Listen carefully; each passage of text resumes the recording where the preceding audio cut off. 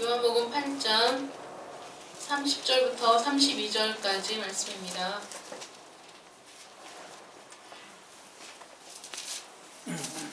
요한복음 8장 30절부터 32절까지 말씀 봉독해드리겠습니다. 요한복음 8장 30절 32절 말씀. 이 말씀을 하시매 많은 사람이 믿더라.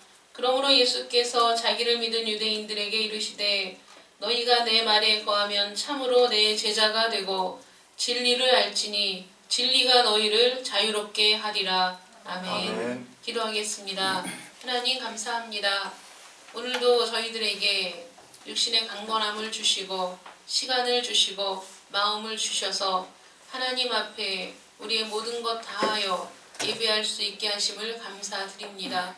특별히 하나님의 말씀이 선포되는 이 시간에 오직 주의 성령께서 이 시간에 주인 되어 주시어서 선포되는 말씀을 통하여 역사하여 주시기를 원하고 저들의 심령 가운데 하나님의 말씀이 심겨지고 믿어지고 삶으로 증거되는 놀라운 역사가 있기를 간절히 원합니다.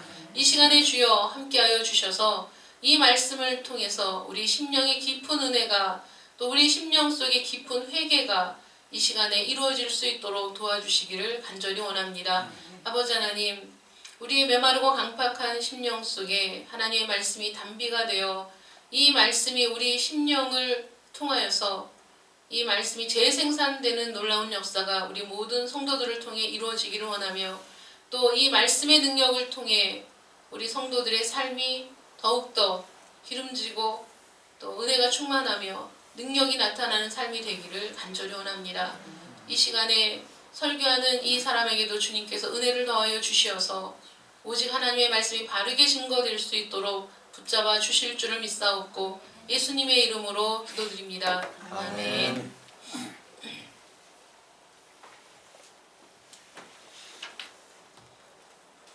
요즘에는 일기예보가 그래도 꽤 정확하다고들 얘기를 많이 합니다. 그렇죠? 일기예보를 안 보는 사람 중에 한 사람이 바로 저입니다. 일기예보를 거의 보지 않고 그냥 사는 사람인데 제가 우리 오직예수교회를 창립하고 나서부터 그래도 조금 일기예보에 관심을 갖게 됐습니다. 창문을 열어놓고 왔는데 비가 막 쏟아지면 다시 교회를 와서 창문을 닫고 가고 또 창문을 열고 가면서도 비바람이 치면 어떡하지? 다시 일기예보를 보고 이런 그 생활을 하는데도 불구하고 여전히 일기예보를 주의 깊게 보지 않고 꼭 우리 장로님에게 내일 날씨가 어떻대요? 이렇게 물어봅니다. 내일 날씨 비가 온다던가 바람이 분다든가 뭐 이러면 우리 교회를 생각하다 보니까 우리 집이야 뭐 신경 쓸 게 없지만은 우리 교회 비 들이치면 안 되는데 한 번은 문 열어놓고 갔다가 비가 엄청나게 쏟아져가지고 왔더니 비가 막 넘쳐갖고 창틀에 빗물이 흥건하더라고요.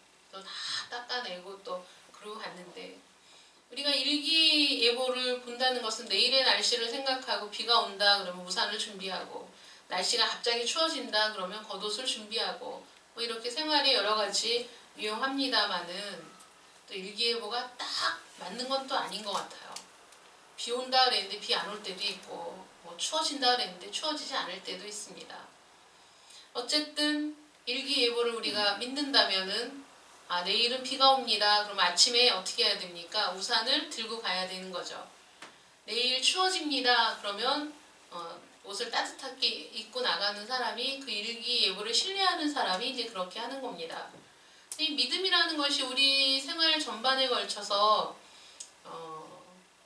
믿는다는 것이 참 중요할 때도 있고 또 믿을 만한 사람이 옆에 있다는 것이 참 든든할 때도 있고 또 믿을 만한 사람의 말이라면 한 번쯤은 그 말대로 해보고 싶은 그런 생각도 들게 되는데 오늘 30절 말씀에 이 말씀을 하심에 많은 사람이 믿더라 이 말씀이 있습니다. 우리 주님께서 무슨 말씀을 하셨길래 많은 사람이 믿게 되었을까? 우리 지난주 말씀의 가장 끝절 말씀이 이제 이 말씀이었습니다. 30절 말씀 21절부터 30절까지 지난주 말씀이었는데 예수 그리스도께서 자기 자신에 대한 말씀을 하신 겁니다. 나는 어떤 사람인가? 나는 위에서부터 온 사람. 너희는 이 땅에서 난 사람. 너희가 나를 찾다가 결국은 찾지 못하고 너희 죄 가운데 죽게 될 것이다. 이런 말씀을 하셨습니다. 많은 사람들이 예수님의 말씀에 귀를 기울이고 있다가 너희가 나를 찾아도 찾지 못하고 나 있는 곳에 너희가 오지도 못하고 너희가 나를 찾다가 너희 죄 가운데서 죽을 것이라는 말씀이 마음에 부딪힌 사람들이 있었다는 거예요. 죄 가운데 죽는다는 것. 나는 참 죄인인데 나는 이 죄를 어떻게 해결할 수 있는 사람이 아닌데 이 죄 가운데서 살다가 그냥 이 죄 가운데서 죽고 저분이 가시는 곳에는 내가 갈 수 없다고 하니 그게 무슨 말일까? 마음에 부딪힘과 갈등이 생기기 시작한 거예요. 마음이 조금 열려지기 시작했다는 거죠. 이것을 우리 주님께서는 많은 사람이 믿더라, 믿기 시작했더라, 믿음이 이제 시작이 되었더라 이 말인 거예요. 갈등이 생긴 것, 두려움이 생긴 것, 도대체 저 말이 무슨 의미일까? 관심을 갖게 된 것, 그것이 이제 믿음의 아주 적은 시작이 되었다는 그 말씀을 하신 거죠. 우리 주님께서는 이런 상황에서 말씀을 더 하시는데 그 이유가 뭐냐면 그래도 저 많은 사람들 중에 구원 얻을 사람이 있기 때문에 저 많은 사람들 중에 진정한 믿음으로 걸어갈 사람들이 있기 때문에 수많은 사람들이 반대하고 박해하고 시기의 눈초리와 적대적인 감정으로 예수님을 몰아붙이고 있는 상황일지라도 그 가운데 한 사람이라도 그 가운데 몇 사람이라도 믿음을 가지고 구원을 얻을 사람이 있다면은 우리 주님께서는 말씀을 전하시는 데 주저함이 없으셨다는 거죠. 여러분, 설교자가 설교할 때 모든 사람이 설교를 집중해서 잘 듣는 건 아닙니다. 모든 사람이 그 말씀을 받아들이기 위해서 노력하는 것도 아닙니다. 그 중에 몇 사람이 말씀에 귀를 기울이고 그 말씀 때문에 마음의 부딪힘을 얻고 갈등을 느끼고 두려움을 느끼며 하나님의 말씀에 더 가까이 나아가고자 하는 사람이 있다면은 이 중에 한 사람이라도 그런 사람이 있다면 그것에 희망을 걸고 그것에 목숨을 걸고 말씀을 전해야 되는 것이 설교자의 사명이라는 거죠. 그렇기 때문에 수많은 사람이 설교를 외면한다고 하더라도 낙심하지 않을 이유가 설교자에게는 있는 겁니다. 여러분 중에 한 사람이라도, 여러분 중에 두세 명이라도 말씀에 귀를 기울이는 자들이 있다면은 마땅히 이 시간이 저에게는 행복한 시간이고 즐거운 시간일 수밖에 없다는 것입니다. 예수님이 성전에서 자신에 대한 증거의 말씀을 하실 때 많은 사람이 믿었다고 하는데 그런데 이 많은 사람들 중에 대다수의 사람들이 뒤에 이어지는 논쟁 속에서 예수님을 비난하고 조롱하고 등을 돌리는 사람들이 또 많았다는 겁니다. 이 믿음이라는 것이 무엇이냐 하는 거죠. 과연 이들이 믿었다는 것은 어떤 의미일까요? 이 믿음이란 무엇일까? 국어사전을 찾아보니까 믿음이란 어떤 사실이나 사람을 믿음이라고 정의가 되어 있습니다. 믿다라는 것도 뭐냐? 어떤 사실이나 사람의 말을 꼭 그렇게 될 것이라고 생각하거나 그렇게 여긴다는 것이 믿는다라는 의미라는 거예요. 믿는다, 믿음 이런 의미일 때 우리가 이 세상을 살아가는데 믿을 만한 사람이 옆에 있다는 건 참 행복이고 또 세상에 두 쪽이나도 그 사람 말이라면 틀림없다라고 장담을 하는 것 거기다가 덧붙여 그게 만약에 사실이 아니라면 내 말이 사실이 아니라면 내 손에 장을 지지라고 큰 소리를 치는 사람들도 봤습니다. 많지는 않지만 정말 솔직하고 정직한 사람들도 더러는 있습니다. 아무리 그래도 우리의 정직은, 우리의 의는 더러운 옷과 같다고 하나님이 말씀하신다는 거예요. 우리가 아무리 정직해도, 우리가 아무리 의로워도 그것은 하나님 보시기에는 더러운 옷과 같아요. 온전하지 않아요. 완벽하지 않아요. 왜냐하면 아주 오래전에 한 남자와 한 여자가 하나님의 말씀을 거역하고 죄를 지은 이후로 모든 사람은 그 죄의 영향력 때문에 왜곡되고 편협한 지식으로 보게 보게 되고 듣게 되고 인식하게 되기 때문에 모든 것이 바르지 않다는 것조차 깨닫지 못하는 무지한 상태이기 때문에 그렇습니다. 그래서 믿음이라는 것 자체도 온전할 수가 없다는 거예요. 완전하게 바르지 못하다는 거예요. 우리가 믿음이라고 얘기를 해도 그 믿음이 온전하고 바르지 못한 것을 우리가 알지 못한다는 거죠. 내가 아는 것은 정확하다고 생각하지만 정확하지 않다는 거예요. 내가 깨닫는 것이 최고라고 생각하지만 그것도 아니라는 거예요. 우리는 모든 것이 불확실한 상태에서 살고 있으면서 그 어떤 것도 확실하게 붙잡을 것이 없다는 것을 인식하지도 못하고 내가 하는 것이, 내가 걷는 이 길이 내가 생각하는 것이 바르고 분명하다고 착각하며 살게 된다는 겁니다. 예수님께서 말씀을 하실 때 많은 사람이 예수님이 하신 일을 믿었습니다. 그 말씀이 맞는 말씀이라고 동의했습니다. 그러나 그것은 지극히 표면적인 믿음이라는 거예요. 표면적인 믿음. 아직까지는 구원을 받는데 이를 수 없는 상태였다는 겁니다. 베드로와 요한이 성전 미문에서 구걸하던 사람, 나면서부터 한 번도 걸어보지 못했던 그 불쌍한 사람이 한 푼 달라고 구걸하는 그 상황 속에서 베드로가 얘기합니다. 우리에게 은과 금은 없거니와 나사렛 예수의 이름으로 명하노니 일어나서 걸으라고 하면서 손을 붙잡고 딱 일으켰을 때 나면서부터 한 번도 걷지 못한 이 사람이 걷기도 하고 뛰기도 하며 하나님을 찬미하는 놀라운 일이 일어났습니다. 수많은 사람들이 몰려들었습니다. 와, 이게 어떻게 된 일이야. 야, 저 사람은 우리가 맨날 오며 가며 볼 때 한 번도 일어나지도 못하고 걷지도 못했던 사람인데 어떻게 저 사람이 저렇게 걷기도 하고 뛰기도 하고 하나님을 찬미할 수 있을까? 많은 사람들이 베드로와 요한에게 몰려들었습니다. 베드로가 뭐라고 얘기했는지 아십니까? 야, 이게 왜 우리가 한 일처럼 생각하느냐? 이건 우리가 한 일이 아니야. 이 일을 행하신 분은 오직 한 분 예수 그리스도이신데 하면서 예수님에 대해서 말씀을 쫙 전하기 시작했어요. 설교를 하기 시작했습니다. 베드로는 십자가에 달려 죽으시고 부활하신 주님, 그리고 승천하신 우리 예수 그리스도, 그리고 그분이 다시 오실 것이라는 것, 그 위대하신 구원자 예수 그리스도, 성령으로 우리에게 세례를 주시는 분, 우리를 새롭게 하시고 새 생명과 활력을 주시는 예수 그리스도를 전했다는 거예요. 쭉 설교를 했을 때 그것만으로 부족합니다. 예수님이 어떤 분이라고 얘기하는 것, 그것만으로는 부족한 거예요. 마지막 한 방이 필요한 겁니다. 그게 뭐냐면 그러므로 너희가 회개하고 돌이켜 너희 죄 없이 함을 받으라 라고 이들에게 선포했습니다. 이들에게 촉구했어요. 너희가 지금 이 말을 듣고 해야 할 일이 뭔지 아니? 너희가 이 말을 듣고 너희 마음에 찔림을 받았다면, 너희 마음에 두려움이 임했다면, 너희 마음에 갈등이 시작됐다면 이제 회개하고 돌이키라는 거예요. 너희가 회개하고 돌이킬 때, 은혜 받을 만한 때, 구원을 얻을 만한 때가 바로 지금이라는 거예요. 너희 마음에 갈등이 시작됐어? 너희 마음에 두려움이 임했어? 너희가 이대로 살다가는 정말 구원받지 못하고 죽을 것이라는, 영원히 저 하나님의 나라에 들어갈 수 없을 것이라는 그런 두려움이 너희 마음에 임했어?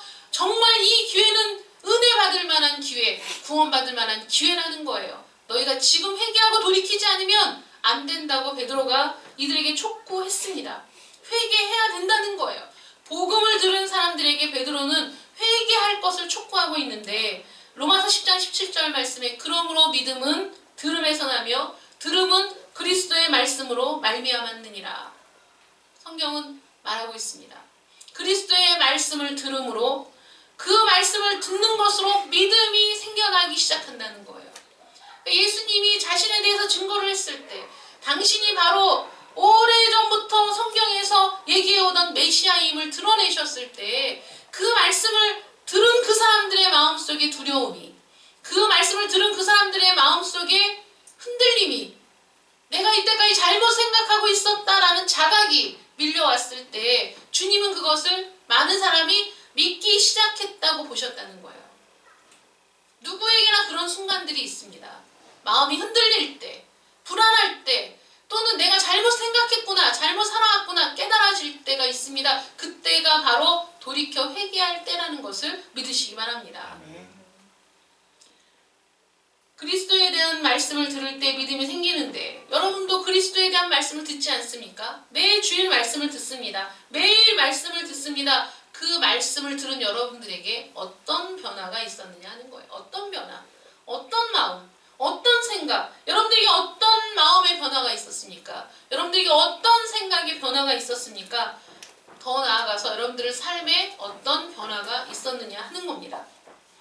예수님께서 자기를 믿은 유대인들에게 말씀하십니다. 너희가 내 말에 거하면 참으로 내 제자가 되고, 내 말에 거하다. 여러분, 거하다는 것은 집에 거하는 상태를 표현하는 거거든요. 여러분들의 중심, 여러분들의 안식처, 여러분들의 피난처, 여러분들이 가장 평안함을 느끼는 곳, 가장 든든함을 느끼는 곳, 여러분들이 마음 놓고 쉴 수 있는 곳, 여러분들의 집입니다. 집이죠. 집 나가면 개고생, 이런 광고도 있지 않습니까? 집 나가면 개고생.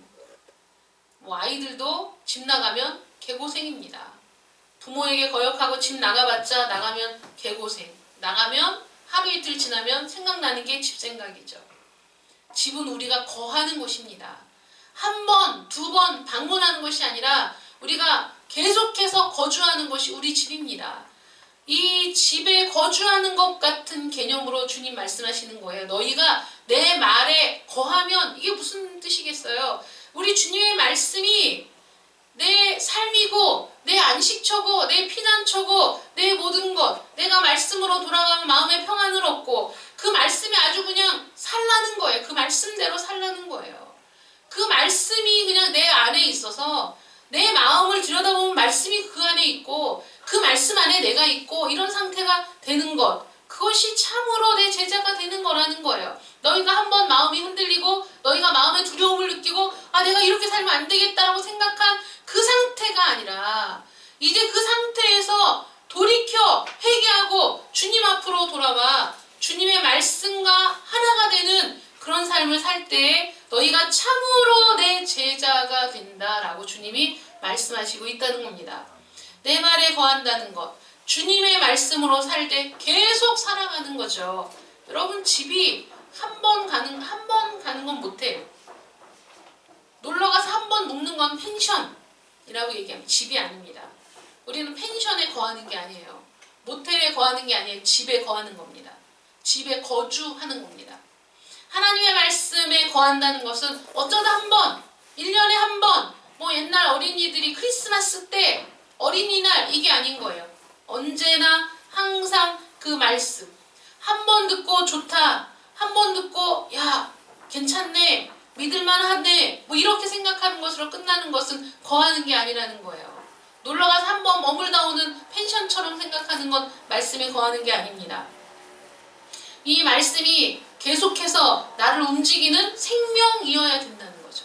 그래서 우리 주님이 우리에게 생명의 떡, 영원히 목마르지 않을 생수라는 표현은 내가 너희 안에 있어서 계속해서 너희의 생명이 되고 너희의 삶을 이끄는, 너희의 삶을 움직이는 능력이 되는, 생명이 되는 그런 존재가 우리 주님이시라고 말씀하시는 거죠. 그 주님이 우리에게 왔을 때 당연히 우리 안에는 변화가 있어야 되는 거예요. 어떤 달라짐이 있어야 된다는 거예요. 왜냐하면 생명이니까. 우리 주님은 생명이시니까. 생명은 성장하는 거죠. 생명은 무언가 움직임이 있는 겁니다. 움직이지 않는 화초조차도 생명이 있는 애들은 새 순을 내고 새 잎을 내고 자라갑니다. 생명이란 그런 거죠. 자라지 않는 건 생명이 아닙니다. 변화가 없는 건 생명이 아니에요. 여러분들이 육체를 가지고 살아가는 것이 생명을 갖고 살아있다고 생각을 하지만 여전히 죄 가운데서 여전히 이 세상에 썩어질 육체의 생각만 하고 사는 것은 죽음 가운데 죽음을 생각하고 사는 사람이랑 똑같다는 겁니다. 그 안에 생명이 없기 때문입니다. 성경이 말하는 믿음이란 이런 것입니다. 아까 얘기했죠. 믿을 만한 것, 이건 꼭 그렇다고 생각하는 것, 그런 표면적인 것 말고 성경이 말하는 믿음, 우리 주님이 말씀하시는 믿음이 뭐냐?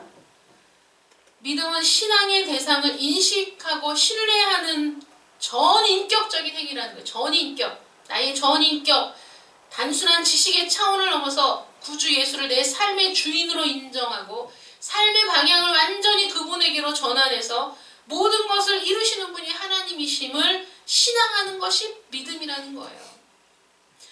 여러분 주위에 믿을 만한 사람이 있으십니까? 그 사람이 믿을 만한 사람이라고 해서 그 사람의 삶을 따라가지는 않지 않습니까? 믿을 만한 사람이라고 해서 그 사람 말대로 살지도 않습니다. 믿을 만한 사람이 얘기합니다. 야, 그 주식 사봐. 그거 주식 이제 얼마 안 있으면 10배로 뻥튀기 된다. 얘기해도 우리는 그 사람이 믿을 만한 사람이라고 해서 내 전 재산을 팔아서 그 주식을 사는 짓은 하지 않습니다. 아무리 믿을 만한 사람이라고 하더라도 그 사람의 말대로 내 삶을 바꾸지 않는 것은 그냥 표면적인 믿음일 뿐이라는 거예요. 그러나 예수를 믿는 믿음이라는 건 그게 아니라는 거예요. 내 삶을 바꾸는 거라는 거예요. 내 삶의 방향이 달라지는 것이고 내 삶이 그분을 따라가는 삶으로 바뀌는 것이 참된 믿음이라는 겁니다. 이 믿음이 바로 구원에 이르는 유일한 방법이라는 거예요. 다른 게 아닌 거예요. 우리 주님이 나를 위해 행하신 모든 일들을 믿는 이 믿음, 주님이 나를 위해 그 목숨까지 내어주셨다는 것을 믿기 때문에, 그 생명이 내 안에 있음을 믿기 때문에 내 삶이 달라지는 것, 그것이야말로 구원에 이르는 유일한 믿음이고, 이 구원은 하나님의 전적인 은혜요 선물로 주어지는 것임을 믿는 것이라는 거예요. 여러분 이게 다른 겁니다.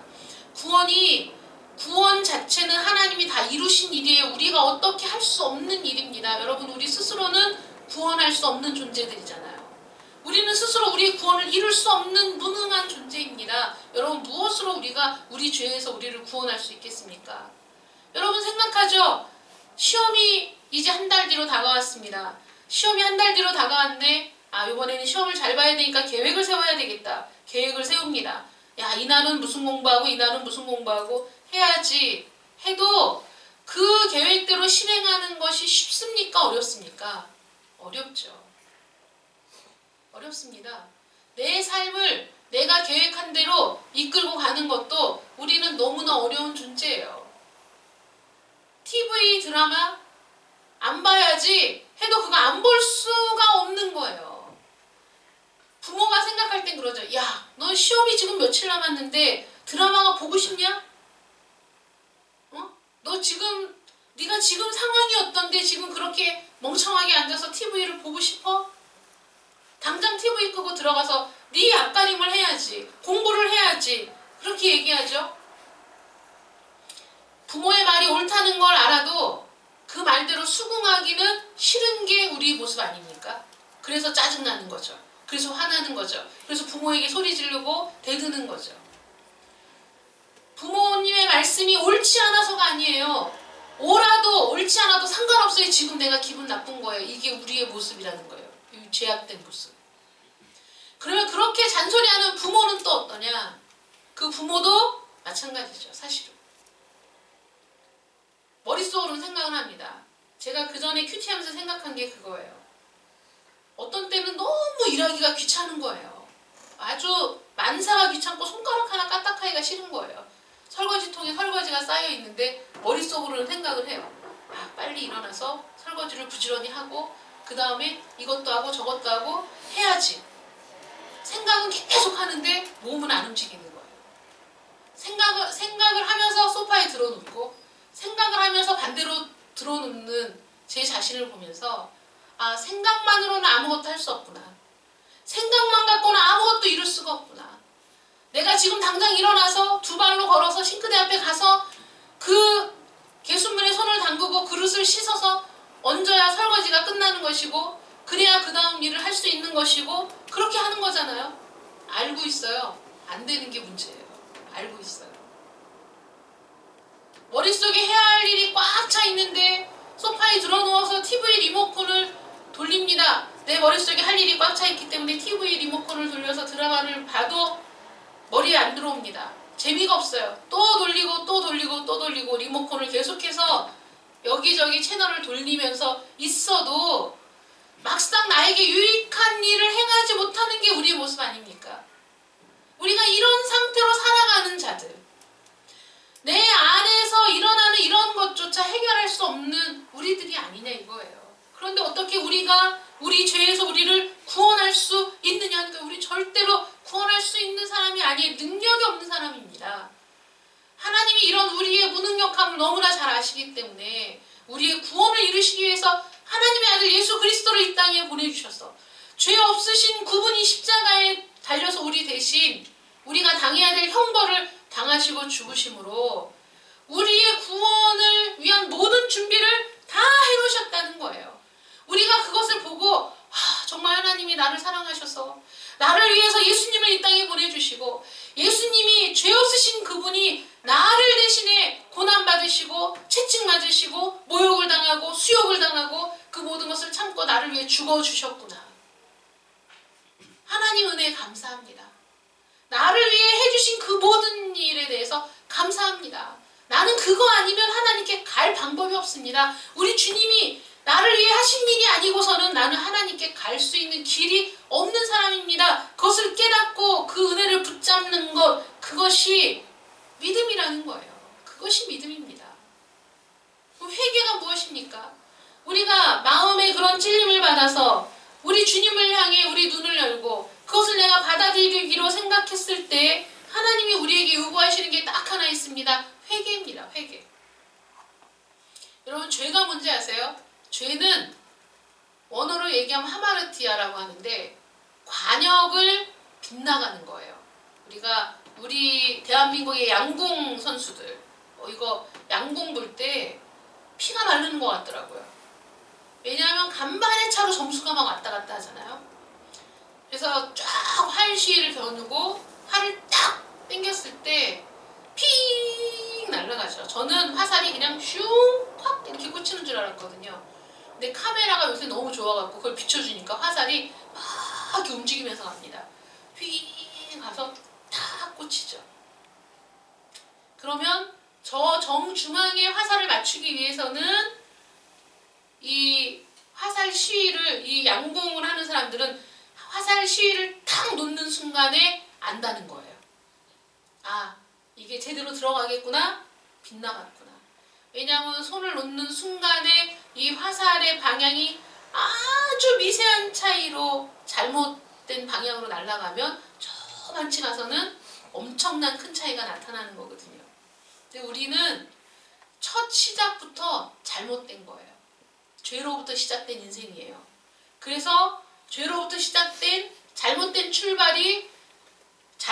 출발이 관역을 맞출 수는 없는 거예요. 잘못된 출발이 제대로 된 삶으로 돌아갈 수는 없는 겁니다. 그래서 우리 주님이 우리를 위해서 모든 걸 이루신 것을 믿는 그 순간에 우리는 내 삶이 잘못되었구나. 내 삶이 지금 잘못된 길로 가고 있구나. 내가 죄 가운데 살고 있었구나. 나는 내 스스로 구원을 얻을 수 있는 능력이 없는 사람이구나. 깨닫는 그 순간에 하나님의 은혜로 유턴하는 거예요. 나는 하나님이 아니면 안 됩니다. 하나님이 나를 위해 하신 그 구원이 아니고서는 나는 구원 얻을 방법이 없습니다. 가다가 내 길이 잘못됐다는 것을 깨닫고 돌이키는 것, 이게 회개라는 거예요. 돌이키기 위해서는 여러분 멈추어서 다시 생각해 봐야 돼요. 여러분, 구원이 아무 생각 없이 믿습니다 하고 구원 얻는 거 아닙니다.